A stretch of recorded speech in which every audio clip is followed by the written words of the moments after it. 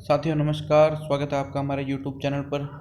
साथियों, बोर्ड ने कल रात्रि आंसर की जारी कर दी है रीट की, आप सभी को पता ही है।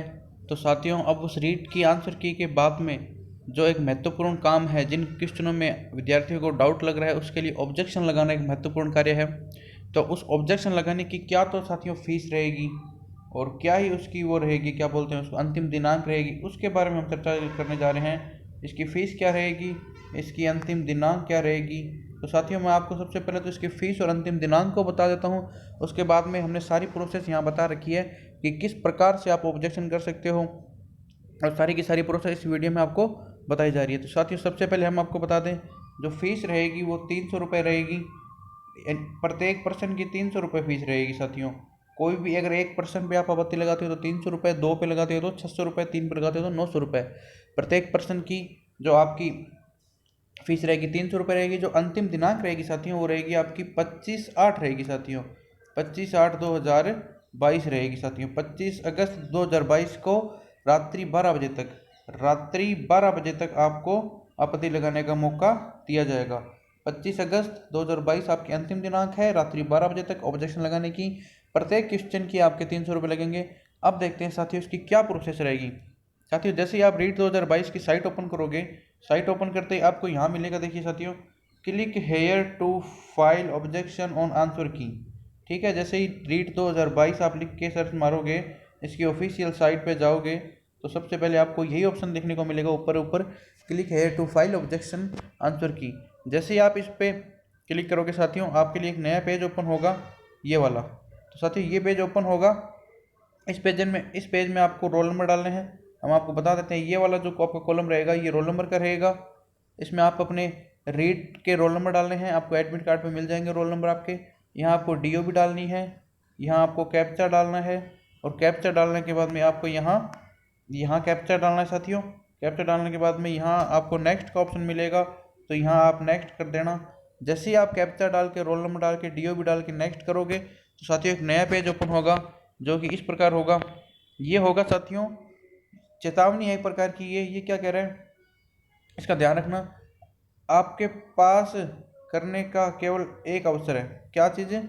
ओटीपी अगर आ जाती है तो उसके बाद में अगर ओटीपी वेरीफाई करने के बाद में आपको केवल एक ही चांस मिलेगा आपको आपत्ति लगाने का। देखो लिखा भी, सुनिश्चित करें कि ये आपका मोबाइल नंबर है और ये आपके पास है। ओटीपी का उपयोग करने के लिए आपके पास 30 मिनट का समय है, और उस 30 मिनट के बाद में जब आप वेरीफाई करोगे तो केवल आपको एक ही चांस मिलेगा आपत्ति लगाने का। तो सोच समझ के ओटीपी वेरीफाई करें जब आप ऑब्जेक्शन लगाने को पूरी तरह से तैयार हों। तो ठीक है साथियों, इसके बाद में ये जो पेज आया था, इसके बाद में जब आप आगे बढ़ोगे इसको ओके करके, जैसे ही आप यहाँ पे ओके करोगे साथियों, ये देखो, जैसे ही आप इस पेज को ओके करोगे तो एक नया पेज खुलेगा। नया पेज होगा,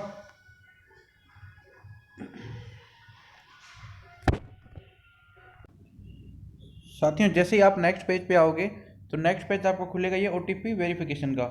तो ओटीपी वेरिफिकेशन करानी है अब आपको।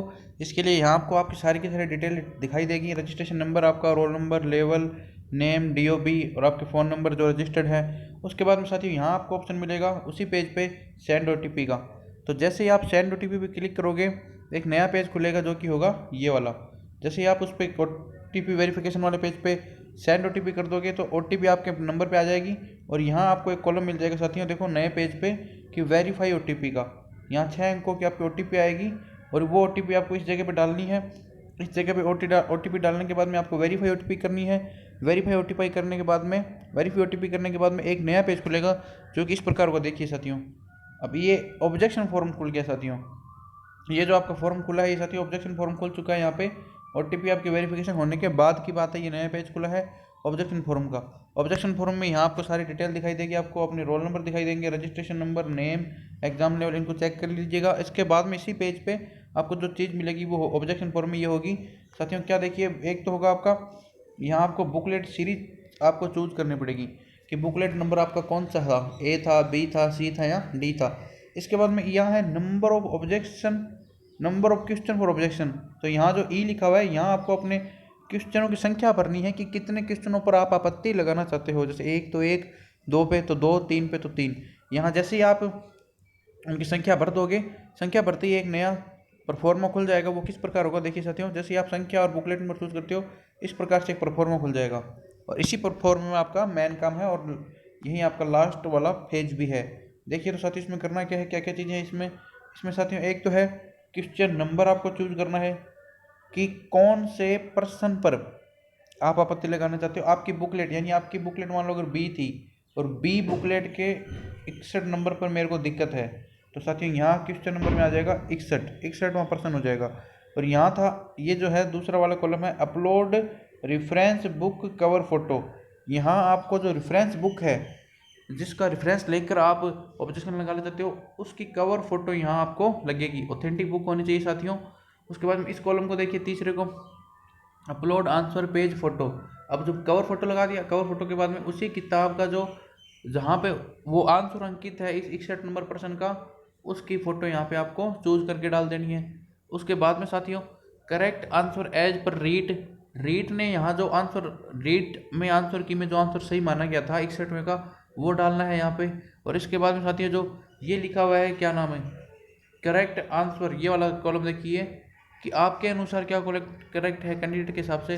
तो 61वें प्रश्न का आप क्या उत्तर सही मानते हो वो यहाँ पर देना है। मान लो अगर रीट वाले ने यहाँ माना होता है बी, तो रीट का तो यहाँ बी भरा जाएगा, आपके हिसाब से ए है तो यहाँ भरा जाएगा ए। और इसके बाद में आपको यहाँ करना है फाइनल सबमिट। फाइनल सबमिट करते ही आपका 99% काम हो जाएगा, 1% काम होगा आपको पैसे कटवाने का। तो उस पैसे कटवाने का जैसे ही आप सबमिट पे क्लिक करते हो तो उसके बाद में आपको नेट बैंकिंग और यूपीआई से आपको ऑनलाइन पेमेंट करने का ऑप्शन मिल जाएगा और प्रत्येक पर्सन के हिसाब से 300 रुपये का चार्ज कटवाते हुए पेमेंट करके आप इस प्रकार से सबमिट कर सकते हो। दोस्तों उम्मीद करते हैं आपको हमारी जानकारी पसंद आई होगी। इसी के साथ ही जय हिंद जय भारत।